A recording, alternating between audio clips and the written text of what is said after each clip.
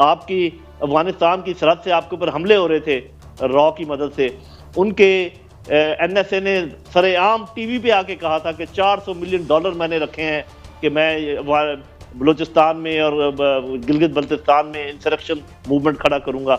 Raw के बहुत contacts Iran के अंदर हैं और वहाँ जो रिश्तेदारी हैं वो भी अभी जिक्र की जा रही थी।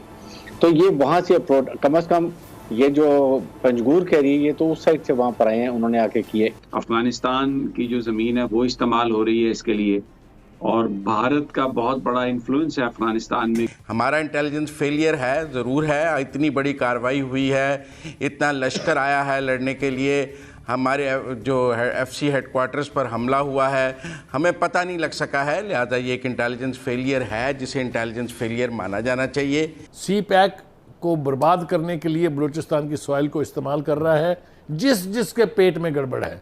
मैं आगे बहुत जाना नहीं चाहता। हमारे कुछ मुसलमान बिरादर मुल्क ऐसे हैं जिनके पेट में बाकायदा डायरिया है सी पैक को लेके। रोजाना गीदड़ की मौत मार मार खा के सिसकियां मरने से बेहतर ये नहीं है एक दफा इज्जत की जिंदगी जीने का फैसला करके ऐलान कर दे और उन्हें जवाब दे। मैं तो इसको नहीं मानता हूँ। मेरे ख्याल में अगर अफगानिस्तान से हमें ट्रबल आनी है, कॉल्स अफगानिस्तान और इंडिया बैक वक्त होती रही नोशकी से और यहाँ से, तो फिर तो नेक्सस समझ आता है।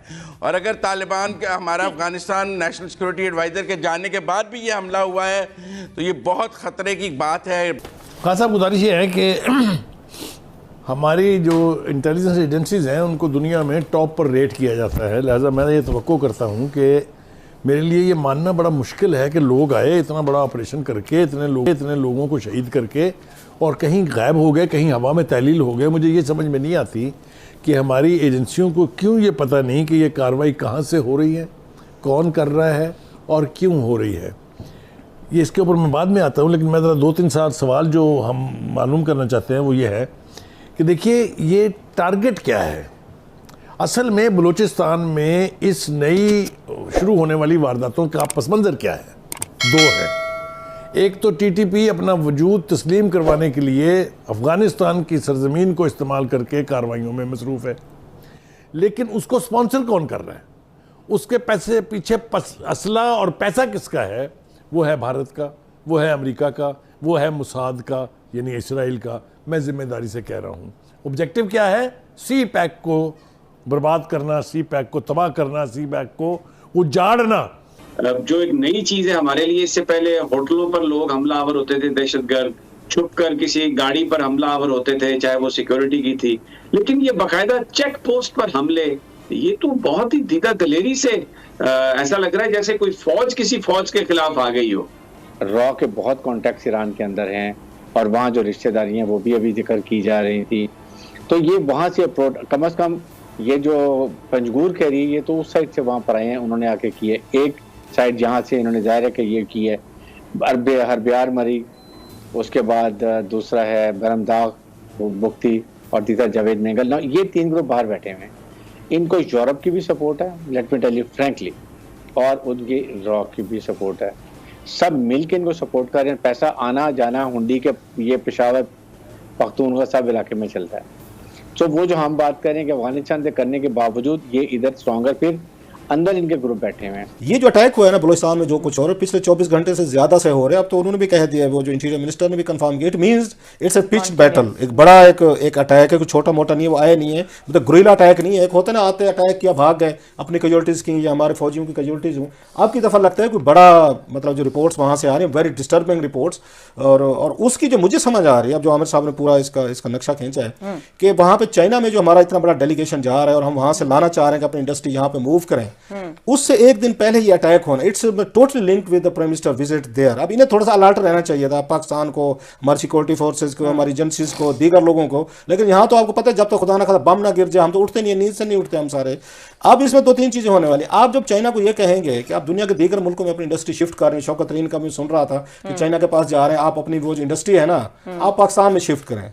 अब चाइना इनसे नहीं पूछेगा कि हम डैम बनाने जाते हैं, हमारे 14 वहाँ इंजीनियर मारे गए, हम वहाँ फलां जगह पे गए, उधर हमारे अटैक हुए, जहाँ पे बलूचिस्तान में हम सिपैक चला रहे हैं, इतनी बड़ी बैटल लड़ी जा रही है, तो आप हमें सिक्योरिटी कैसे प्रोवाइड कर सकते हैं? हालांकि पाकिस्तान ने बिलियंस ऑफ रुपीज लगा के पूरा एक डिवीजन जो है ना इन्होंने खड़ा किया था चाइनीज की सिक्योरिटी के लिए।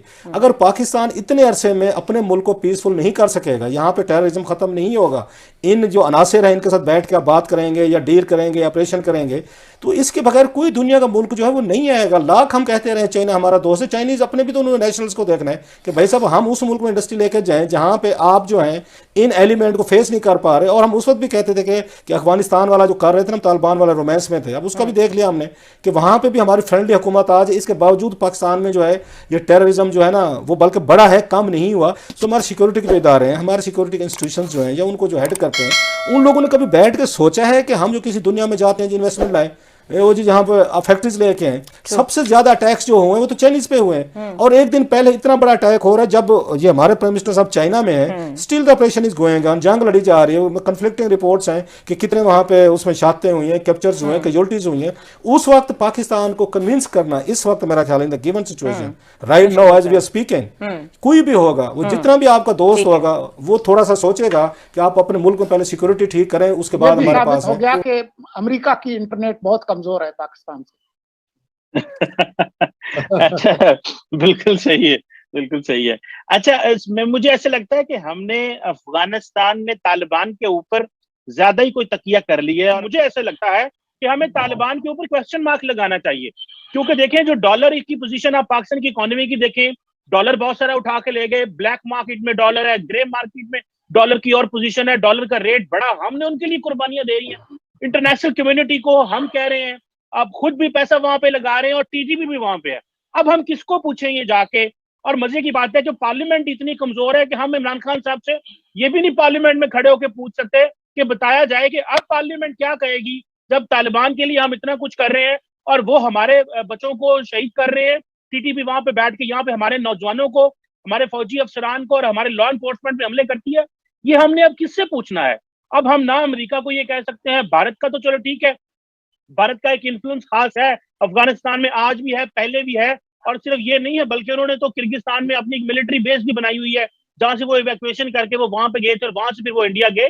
तो वो तो अपने आप को बड़ा स्ट्रेटेजिकली प्लेस कर रहे हैं खिते में। तो हम सारा टाइम अगर भारत पे इल्जाम लगाते रहेंगे और जो तालिबान के ऊपर नई क्वेश्चन मार्क करेंगे, तो मुझे नहीं लगता तालिबान जो है वो इस चीज को लेंगे। और शायद हम बड़े हाई लेवल पे तालिबान के साथ इंगेज कर रहे हैं, उस लेवल पे भी इंगेज नहीं करना। बल्कि मेरा ख्याल है जब नेशनल सिक्योरिटी एडवाइजर गए हैं तो वहाँ वजीर आजम से मुलाकात करनी चाहिए थी, उन्होंने डिप्टी वजीर आजम से मिलवा के वापस भेज दिया। असल क्वेश्चन ये है कि हम तालिबान को शायद उस तरह उनके ऊपर क्वेश्चन मार्क नहीं लगा सकते, ये सेंट्रल चीज है।